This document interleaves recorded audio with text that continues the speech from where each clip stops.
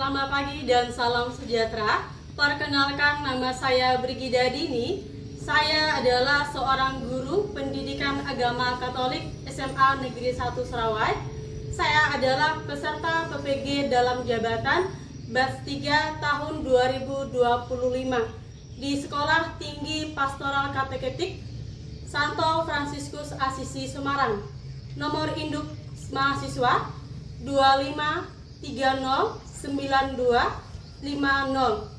Pada kesempatan hari ini Jumat 10 Oktober 2025, saya akan menjalani ujian uji kinerja secara luring di Sekolah SMA Negeri 1 Serawai dengan tema peran hierarki dalam Gereja Katolik di kelas 11. Selamat mengikuti, Tuhan Yesus memberkati.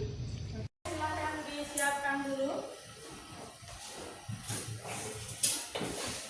Siap.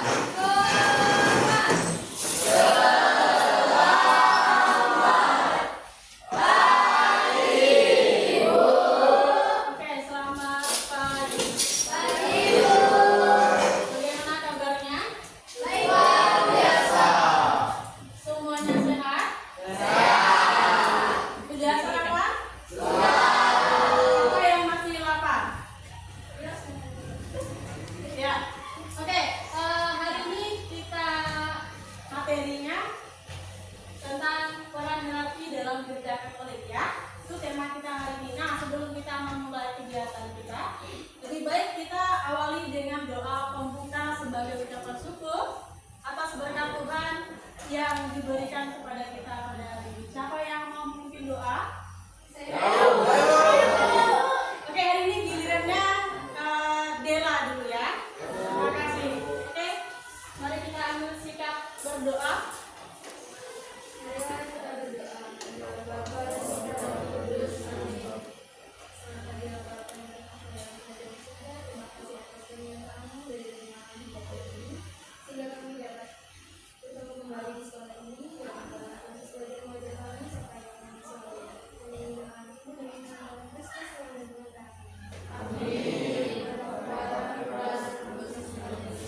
Oke, terima kasih Dela.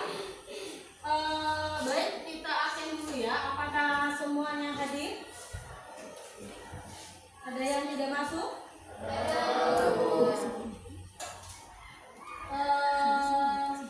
Aldo, Bernaria, Melati,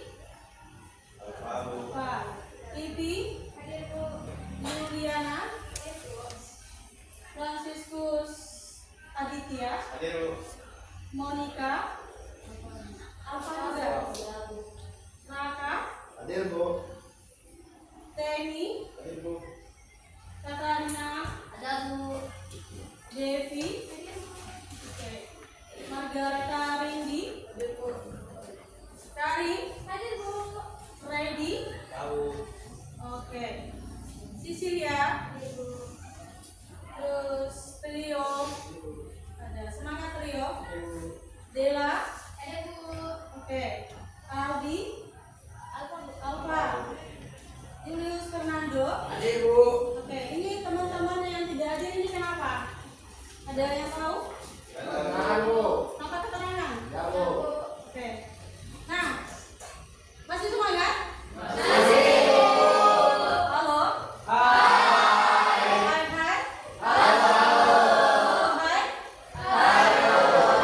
Oke, semangat ya. Nah, sebelum kita memulai pelajaran, kita sebagai warga negara Indonesia, maka patutlah kita menyanyikan lagu Indonesia Raya. Semuanya silakan berdiri.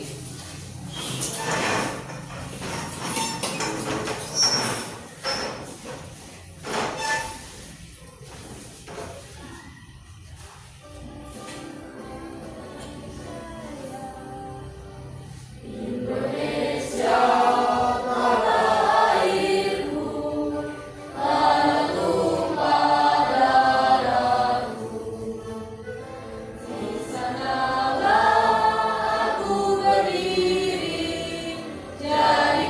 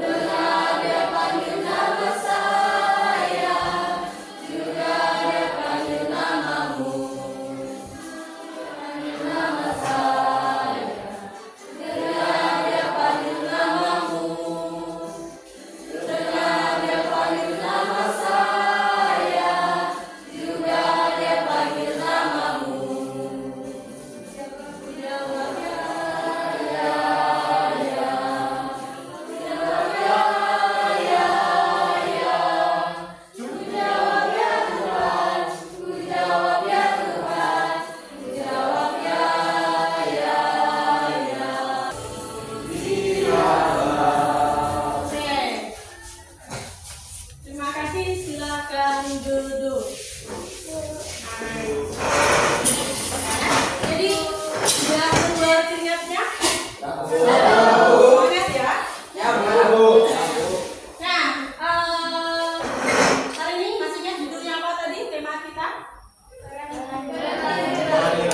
Ya, peran hierarki dalam gereja Katolik. Nah, masih ingat pelajaran kita terakhir minggu lalu? Masih? Apa? Siapa yang bisa? Dela, ya Dela. Sifat-sifat gereja. Sifat gereja. Ada lagi? Ya. Gereja Apostolik, Bu. Gereja yang apostolik. Nah, terakhir kita membahas tentang sifat-sifat gereja. Apa saja sifat gereja? Gereja yang satu. Oke, gereja yang satu. Gereja yang kudus. Gereja yang katolik. Katolik dan Gereja apostolik. Oke.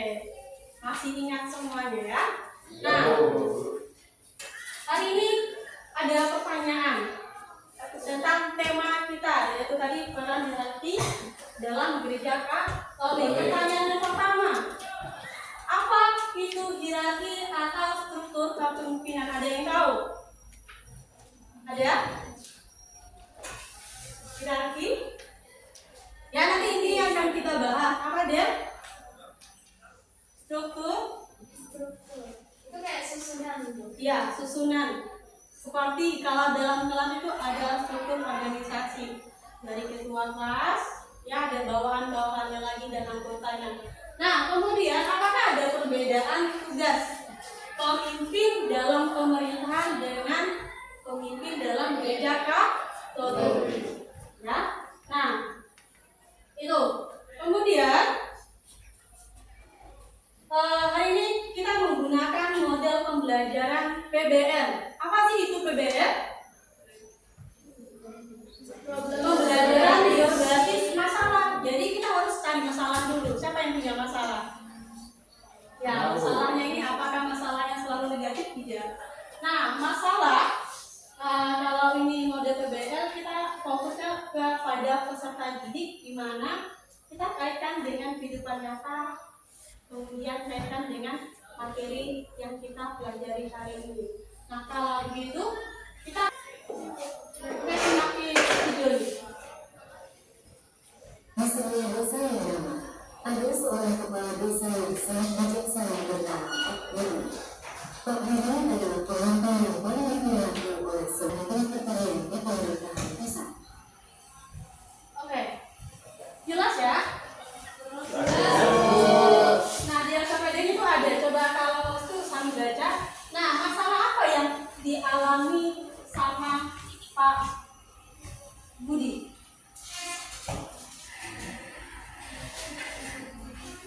Ya, Hasil pertaniannya yang kurang baik. ya hasil pertaniannya yang kurang baik. Terus apa lagi? Lalu tadi Pak Budi mengeluh hasil pertanian yang kurang baik. Lalu dia melapor kepada siapa? Kepala desa. Kepala desa. Terus, oke. Yang pertama, ini siapa? Paus Fransiskus. Apa sih perannya dalam gereja Katolik? Adalah pemimpin tertinggi gereja Katolik. Pemimpin tertinggi. Terus, yang kedua, ini siapa? Uskup. Kalau uskup, tugasnya apa? Pemimpin gereja di suatu wilayah disebut keuskupan. Oke, ada lagi?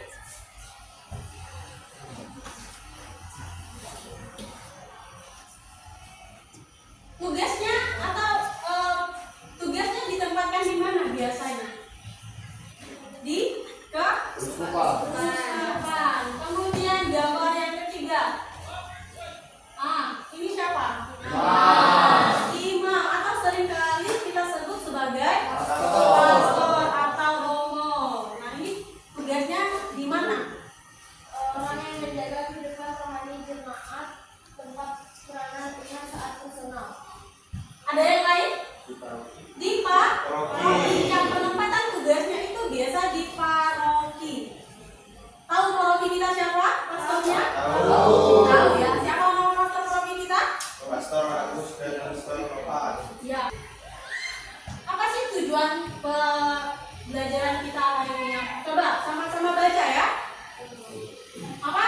tujuannya?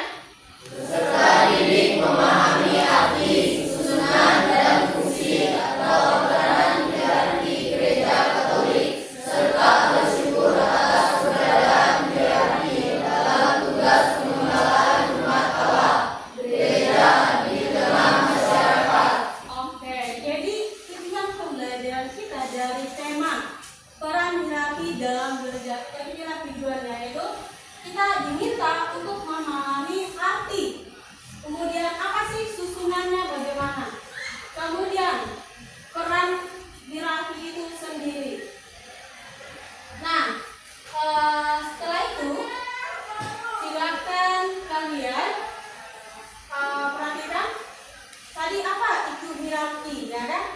Hierarki itu adalah susunan kepemimpinan resmi yang menerima wewenang dari Kristus melalui para rasul. Siapa yang rasul menjadi rasul pertama dalam gereja Katolik?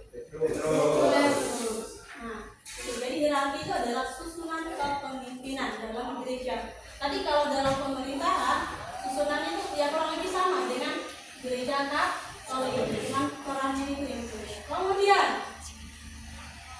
nah, ini Paus siapa? Ini Paus Leo ke-14. Paus adalah pengganti Santo Petrus. Nah, di mana Paus ini memimpin atau sebagai kepala tertinggi dalam gereja Katolik seluruh dunia. Jadi bukan lingkupnya hanya di Indonesia, tapi seluruh dunia. Kemudian, nah, sebagai pengganti Petrus tadi, Paus memiliki wewenang mengajar, terus mengajar itu magisterium, menguduskan serta memimpin. Siapa yang memimpin? Seluruh umat Katolik. Jadi Allah ini. Terus Paus menjadi simbol kesatuan seluruh umat Katolik. Kemudian setelah Paus tadi siapa? Uskup. Nah, uskup dipilih oleh Paus. Tadi pertanyaannya adalah yang benar jawabnya. Paus itu sebagai pemimpin dalam wilayah pastoral atau keuskupan. Apakah ada pertanyaan? Nah, ini pertanyaannya. Ya, sebelum ada pertanyaan ini, apakah ada yang mau bertanya? Apa tugas utama seorang paus dalam gereja Katolik? Oke, apa tugas utama seorang paus dalam gereja Katolik? Nah, tugas utama seorang paus dalam gereja Katolik adalah tadi kita lihat paus itu sebagai pengganti Petrus. Paus juga kita akui sebagai bapa segala bangsa, sebagai pemimpin tertinggi dalam gereja Katolik. Tugas utamanya apa tadi? Kita lihat. Nah, masih yang ini tugasnya tadi. Jadi sebagai pemimpin atau kepala negara juga. Ya, tugasnya ini mengajar, magisterium, terus menguduskan serta memimpin seluruh umat Katolik. Oke, itu ada lagi pertanyaan? Itu saja. Oke, paham ya? Nah, coba ini ada pertanyaan. Bagaimana kita sebagai umat dapat berperan aktif mendukung para pemimpin gereja dalam tugas pengembalaan umat? Ada yang mau bertanya, menjawab? Dela, oke, silakan Dela. Seperti misalnya terlibat dalam pelayanan atau kegiatan di gereja, menjadi teladan dalam iman dan kasih, bekerja sama dan taat pada ajaran gereja, saling mendoakan dan rendah hati. Oke, ada lagi yang lain? Tidak ada? Nah, pertanyaannya kembali lagi, bagaimana saya sebagai kaum muda Katolik dalam pengembalaan atau seperti para hierarki, apa sih tugas dan tanggung jawab saya sebagai kaum muda Katolik Katolik. Ada yang bisa? Contohnya, apa tugasnya? Hah? Ya Bu, Ya, aktif dalam membantu pelayanan di gereja Bu. aktif dalam pelayanan di gereja seperti apa? OMK. OMK. Kemudian Istina. Ada lagi? Bu. Ikut kor, itu kor di lingkungan, di sekolah, ya. Jadi banyak peran yang bisa kita ikut terlibat dalam pengembalaan umat. Misalnya di lingkungan, kita ikut serta dalam doa rosario atau pendalaman kitab suci. Jadi banyak. Kita masuk ke sesi diskusi. Silakan masuk ke dalam kelompoknya ada ya di bentuk kemarin. Kita akan diskusikan tentang domba ini kita lihat di Injil Yohanes bab 21 ayat 15 sampai 19. Ya, coba sudah dibuka semua kita kuncinya? Sudah semua ya? Oke, sudah semua, silakan kita baca. Yang laki-laki itu ayat genap, yang perempuan itu ayat ganjil. Oke, sebelum kita mulai, biar semangat. Ini kayaknya semangatnya udah mulai pudar. Silakan berdiri dulu, kita ajak ice breaking, ya.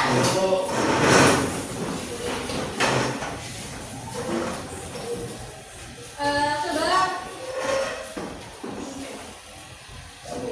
siapkan pulpen satu di atas mejanya. Oke, sudah disiapkan semua satu pulpen di atas meja. Lalu kita berdekatan, agak berdekatan dengan kelompoknya. Sudah ya. Nah, instruksinya seperti apa? Silakan diikuti. Instruksinya seperti Saki itu pegang. Kita mencari referensi apa dari sumber Injil Yohanes bab 21 ayat 15 sampai 19. Sudah dapat tadi? Sudah buka semua? Sudah Bu. Ya, silakan tadi yang laki-laki baca ayat genap. Seperti biasa, ayo. Gembalakan domba-domba itu. Ini ayat genap atau ganjil? Ganjil. Berarti yang duluan siapa? Ya, silakan. Sesudah sarapan, Yesus berkata kepada Simon Petrus, "Simon, anak Yohanes, apakah engkau mengasihi aku? Apakah engkau mengasihi aku?" Maka sedih hati Petrus, karena Yesus berkata untuk ketiga kalinya, Kalian dalam kelompok diskusi berdasarkan pertanyaan di depan, ya. Saya kasih waktu. Silakan diskusi dalam kelompoknya. Ada lembar LKPD-nya, ya. Kerjakan, tulis di LKPD 1.2. Ya, sudah ketemu? Sudah ya, silakan kerjakan di situ. Nanti setelah diskusi kita presentasikan bersama-sama di depan. Ya, setelah presentasi nanti ada kelompok yang bertanya, kemudian ada tanggapan dari setiap kelompok. Oke? Bisa? Bisa Bu. Oke, saya sekarang kasih waktu kalian untuk presentasi diskusi berdasarkan pertanyaan yang di depan sana ya. Ya, Bu. Oke, tulis di sini.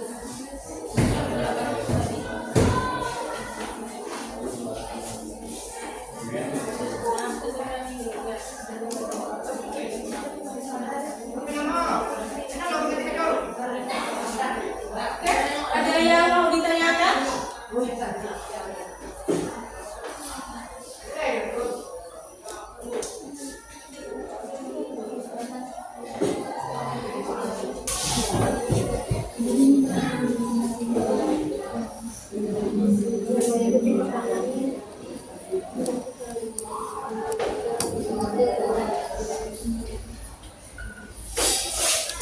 Oke, kerjakan ya.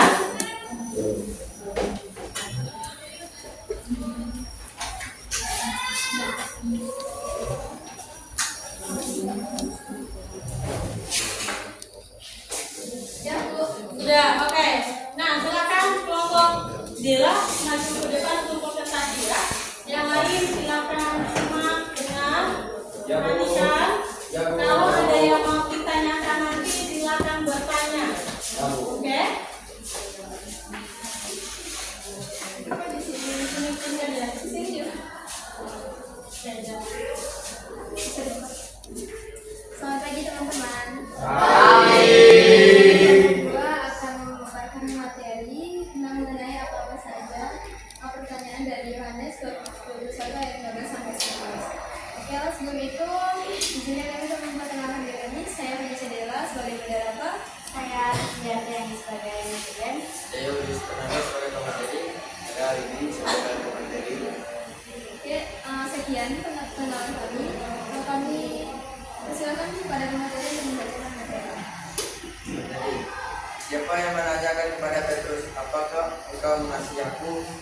Jawabannya yaitu Yesus Kristus. Berapa kali Yesus menanyakan hal itu kepada Petrus? 3 kali. Apa perintah Yesus setelah Petrus menjawab ya? Membela. Oke, sekian presentasi kami hari ini. Jika ada kelebihnya, mohon maaf. Sekian, terima kasih. Kita berhenti.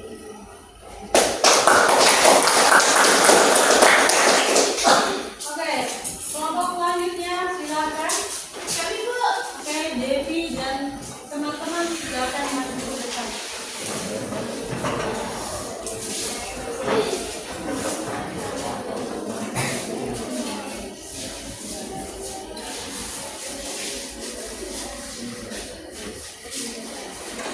Selamat pagi teman-teman. Kami dari kelompok 3 yang di sini berdiri kami di sini ingin mempresentasikan hasil diskusi kami, yaitu pertanyaan-pertanyaan dari Yohanes 21 ayat 15 sampai 19. Perkenalkan, nama saya Immanuel Ricardi Demi. Perkenalkan, nama saya Kristiani Devina. Saya sebagai pemateri. Saya Bataria sebagai pemateri. Baiklah, tanpa berlama-lama lagi, kami akan menjelaskan tentang materi yang telah kami diskusikan tadi. Yaitu, siapa yang menanyakan kepada Petrus, apakah engkau mengasihi aku? Jawabannya adalah Yesus yang menanyakan kepada Petrus.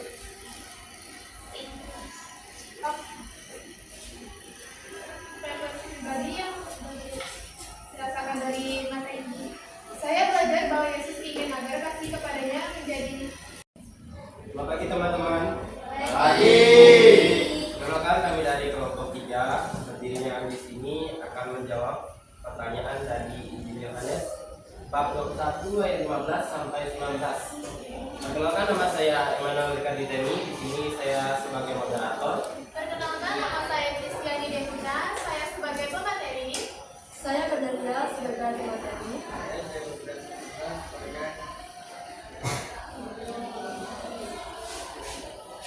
Baiklah, tanpa berlama-lama lagi, kami akan menjawab tentang hasil diskusi yang telah kami lakukan tadi. Siapa yang menanyakan kepada Petrus, apakah engkau mengasihi aku? Jawabannya adalah Yesus Kristus. Karena kami belajar bahwa Yesus ingin agar kasih kepadanya menjadi dasar pelayanan. Yang kedua, berapa kali Yesus menanyakan hal itu kepada Petrus? Baik, sekian presentasi dari kami. Sebelum menutup presentasi ini, kami persilakan bagi yang ingin bertanya. Saya Faustina Liliana dari kelompok 1 ingin bertanya, mengapa Yesus menanyakan kepada Petrus 3 kali, apakah engkau mengasihi aku? Baiklah, jawabannya adalah Yesus menanyakan kepada Petrus sebanyak 3 kali, apakah engkau mengasihi aku? Karena dulu Petrus pernah menyangkal Yesus sebanyak 3 kali dengan menanyakan hal itu 3 kali.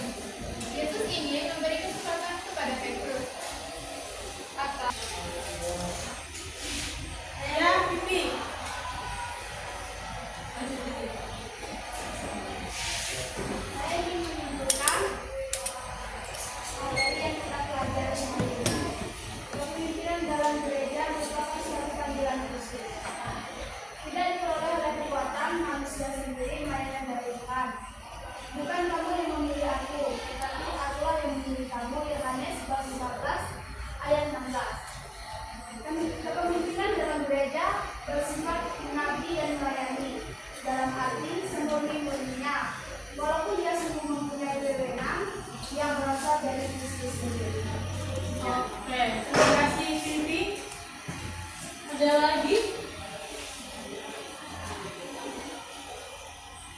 Ada lagi? Yang mau bertanya? Atau yang mau menyimpulkan? Atau kita simpulkan bersama-sama ya?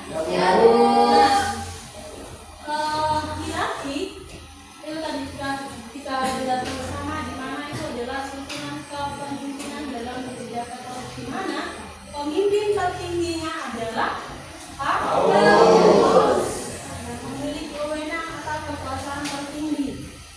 Kemudian di bawah Paulus ada uskup. Uskup tadi tugasnya penempatannya di tugasnya sama mengajar, melayani, kemudian pelayanan gereja atau masyarakat. Kemudian tadi kalau uskup ada imam melakukan pelayanan di gereja, masyarakat. Kemudian kepemimpinan hierarki, boleh kita baca sama-sama di depan ini. Kepemimpinan hierarki berasal dari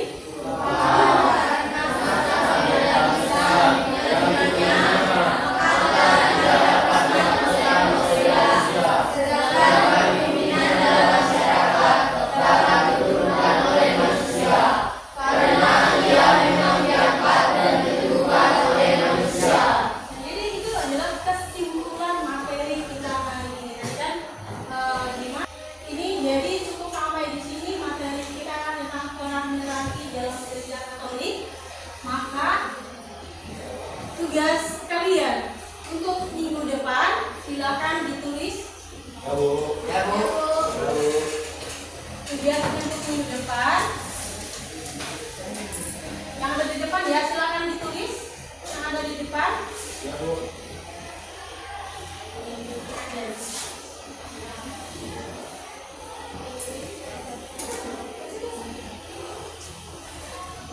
Tulis ya, tugas minggu depan. Silakan menulis ringkasan atau singkat dari dokumen Kompendium A331. Tugas minggu depan kita bahas sama-sama ya. Ini tentang minggu depan itu tentang oke.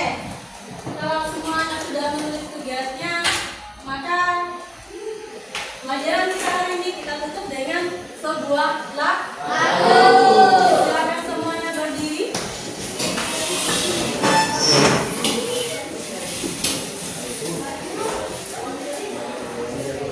Ya, lagunya itu berjudul Jangan Lelah.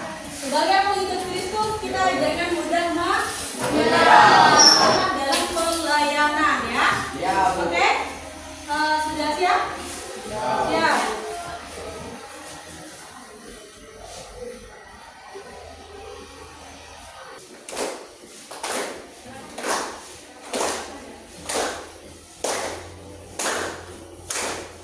Jangan lelah, berdarilah hanya Tuhan. Roh Tuhan memberi kekuatan yang mengajar dan menopang. Jangan lelah. Oke, terima kasih.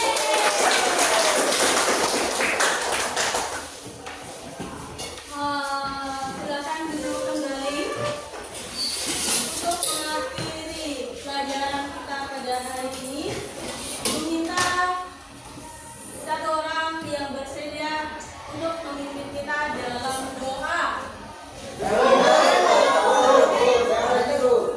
Oke, karena tadi perempuan, sekarang gilirannya laki-laki ya.